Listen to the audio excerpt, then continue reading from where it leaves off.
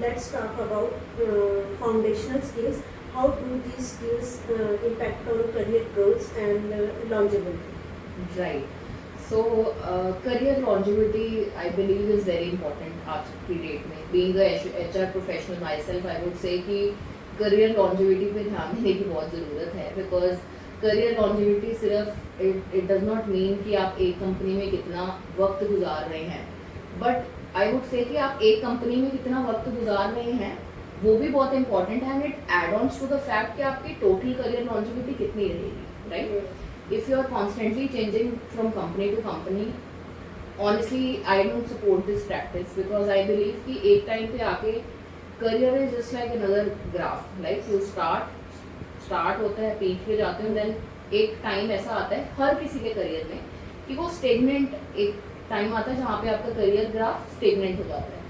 But अब ये जो आपने बात करी है फाउंडेशनल स्किल्स की, ये वो स्किल्स हैं जो हमें एक हमारा करियर बेस के लिए चाहिए, जो हमें वो जो मैं कह रही हूँ स्टेगनेंट से फिर से ग्रोथ पे जाने के लिए बहुत इंपॉर्टेंट है. जैसे अब foundational skills are just core competencies जो एक पर्सन एक्वायर करता है थ्रू आउट अपने करियर में.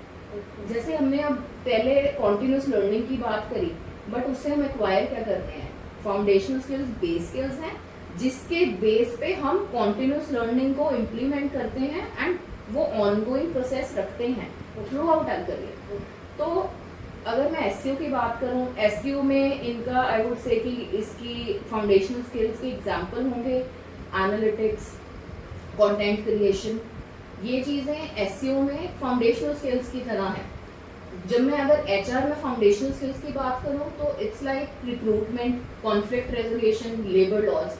इसके बाद आप जो सीखते जाते हैं वो ये बेस पे डिपेंड करता है. जितना क्लियर आपका बेस होगा उतनी जल्दी और उतनी क्लैरिटी से आप सीखेंगे. जैसे जस्ट एक एग्जांपल कि अगर हम एक ऊंची बिल्डिंग बनाना चाह रहे हैं तो वो डिपेंड करता है कि उस बिल्डिंग की जो नींव है वो कितनी मजबूत है, कितनी स्ट्रांग है, right?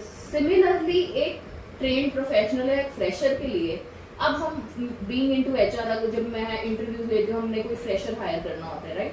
What do we check? Do I check कि इसको कितने साल का एक्सपीरियंस है, या डू आई चेक कि इसने कितने प्रोजेक्ट्स हैंडल किए हैं?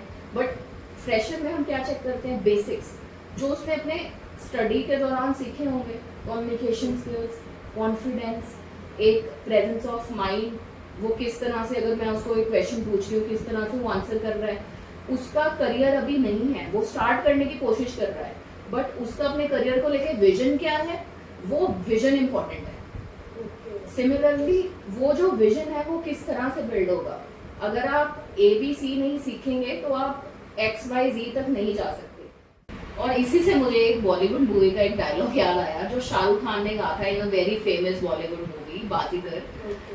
तो उसमें उसने एक बहुत फेमस डायलॉग है, आपने आई एम श्योर आपने जरूर सुना होगा कि कभी कभी कुछ जीतने के लिए कुछ हारना पड़ता है और हार कर जीतने वाले को ही बाजीगर कहते हैं, राइट? और इसको अगर मैं फाउंडेशनल स्किल्स में देखूं तो सिमिलरली फाउंडेशनल स्किल्स सीखना एक पर्सन को जरूर लगेगा कि स्लो स्टार्ट जरूर है, बट इसके जो इम्पैक्ट है वो लॉन्ग टर्म है.